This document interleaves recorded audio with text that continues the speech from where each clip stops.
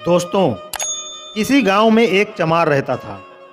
वह बड़ा ही चतुर था, इसीलिए सब उसे चतुरी चमार कहा करते थे।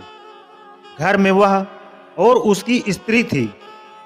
उनकी गुजर बसर जैसे तैसे होती थी, इससे वह लोग हैरान रहते थे। एक दिन चतुरी ने सोचा कि गांव में रहकर तो उनकी हालत सुधरने से रही, तब क्यों ना वह कुछ दिन के लिए शहर चला जाए और वहां से थोड़ी कमाई कर लाए। स्त्री से सलाह की तो उसने भी जाने की अनुमति दे दी। वह शहर पहुंच गया। मेहनती तो वह था ही, सूझबूझ भी उसमें खूब थी। कुछ ही दिनों में उसने 100 रुपए कमा लिए। इसके बाद वह गांव को रवाना हो गया। रास्ते में घना जंगल पड़ता था। जंगल में डाकू रहते थे। चतुरी ने मन ही मन कहा कि वह रुपए ले जाएगा तो डाकू छीन लेंगे। उसने उपाय खोजा। एक घोड़ी खरीदी और कुछ रुपए उसकी पूंछ में बांधकर चल दिया। देखते देखते डाकुओं ने उसे घेरा। बोले, बड़ी कमाई करके लाया है चतुरिया, ला निकाल रुपए। चतुरी ने कहा, रुपए मेरे पास कहाँ है? जो थे उससे यह घोड़ी खरीद लाया हूं। इस घोड़ी की बड़ी करामात है, मुझे यह रोज 50 रुपए देती है। इतना कहकर उसने मारा पूंछ में डंडा कि खन खन करके 50 रुपए निकल पड़े। डाकुओं का सरदार बोला, सुन भाई, यह घोड़ी तुमने कितने में खरीदी है? चतुरी ने कहा, क्यों, उससे तुम्हें क्या? वह बोला, हमें रुपए नहीं चाहिए, यह घोड़ी दे दो। नहीं, चतुरी ने गंभीरता से कहा, मैं ऐसा नहीं कर सकता, मेरी रोजी की आमदनी बंद हो जाएगी। सरदार बोला, ये ले घोड़ी के लिए 100 रुपए। चतुरी ने और आग्रह करना ठीक नहीं समझा। रुपए लेकर घोड़ी उन्हें दे दी और गांव की ओर चल पड़ा। घर आकर सारा किस्सा अपनी स्त्री को सुना दिया। उसने कहा, हो न हो 2-4 दिन में डाकू यहां आए बिना नहीं रहेंगे, हमें तैयार रहना चाहिए। अगले दिन वो खरगोश के 2 एक से बच्चे ले आया। एक उसने स्त्री को दिया। बोला, मैं रात को बाहर की कोठरी में बैठ जाया करूंगा। जैसे ही डाकू आए, इस खरगोश के बच्चे को यह कहकर छोड़ देना कि जा चतुरी को बुला ला, आगे मैं संभाल लूंगा। डाकुओं का सरदार घोड़ी को लेकर अपने घर गया और रात को आंगन में खड़ा करके पूंछ में डंडा मारा और बोला, ला रुपए। रुपए कहाँ से आते? उसने कस कस कर कई डंडे पहले तो पूंछ में मारे, फिर कमर में। घोड़ी ने लीद कर दी, पर रुपए नहीं दिए। सरदार समझ गया कि चतुरी ने बदमाशी की है, पर उसने अपने साथियों से कुछ भी नहीं कहा। घोड़ी दूसरे के यहाँ गई, तीसरे के यहाँ गई। उसकी खूब मरम्मत हुई, पर रुपए बेचारी कहाँ से देती? चतुरी ने उन्हें मूर्ख बना दिया, लेकिन इस बात को अपने साथी से कहे तो कैसे? उसकी जग हंसाई जो होगी।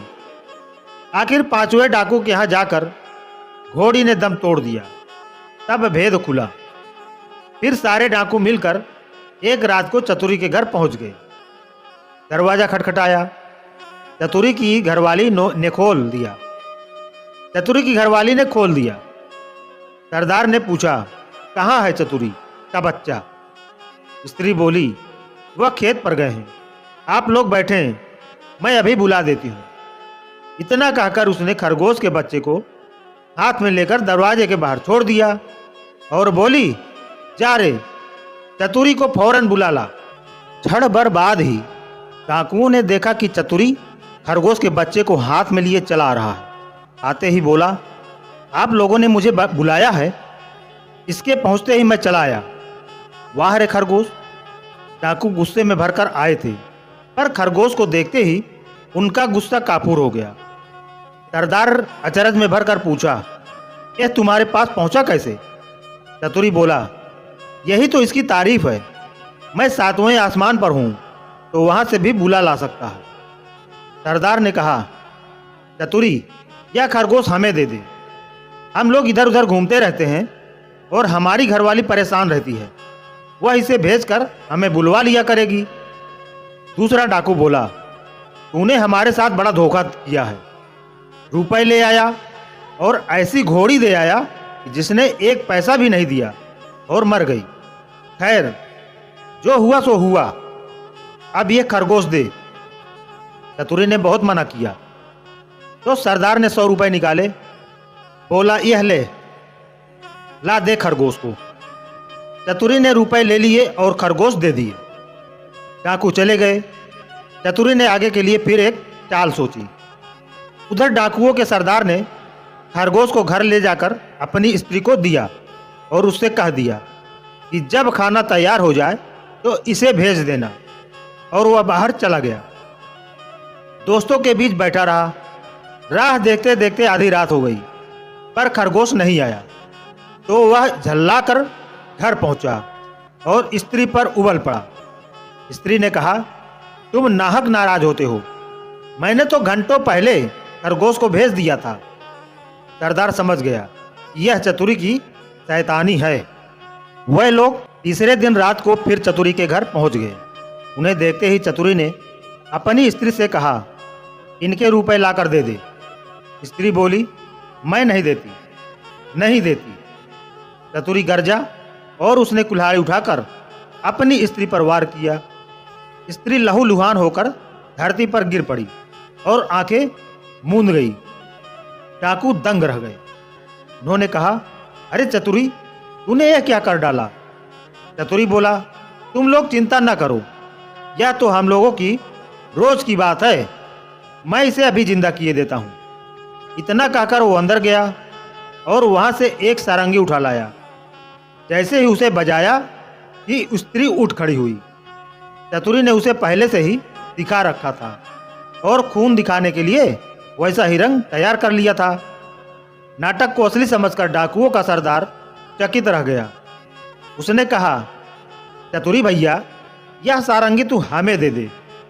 चतुरी ने बहुत आनाकानी की तो सरदार ने 100 रुपए निकालकर उसे और दे दिए और सारंगी लेकर वह चले गए।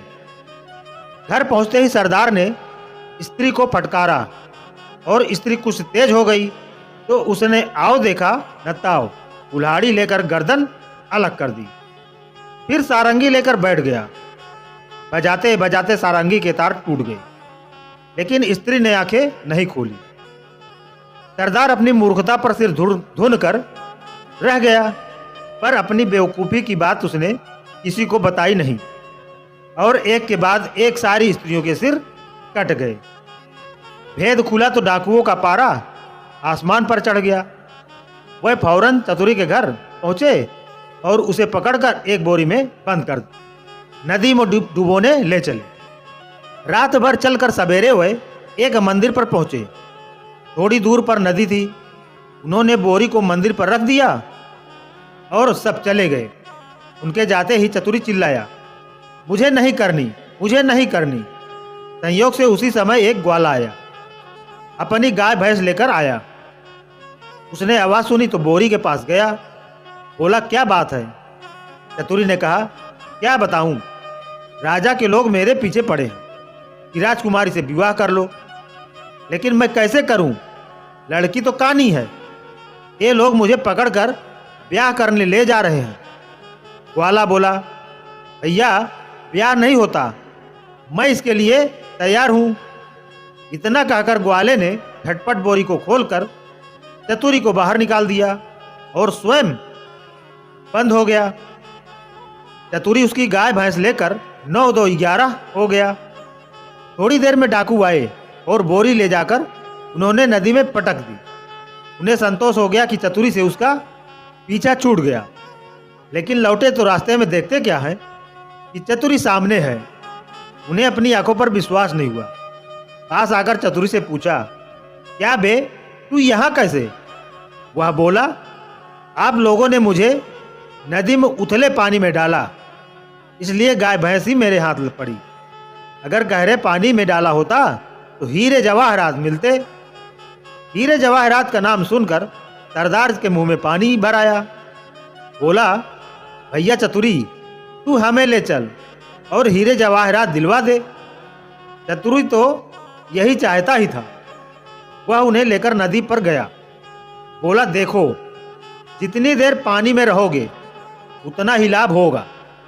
तुम सब एक एक भारी पत्थर गले में बांध लो। लोभी क्या नहीं कर सकता। उन्होंने अपने गले में पत्थर बांध लिए और एक कतार में खड़े हो गए। चतुरी ने एक एक को धक्का देकर नदी में गिरा दिया। सारे डाकुओं से हमेशा के लिए छुटकारा पाकर चतुरी चमार गाय भैंस लेकर खुशी खुशी घर लौटा और अपनी स्त्री के साथ आनंद से रहने लगा।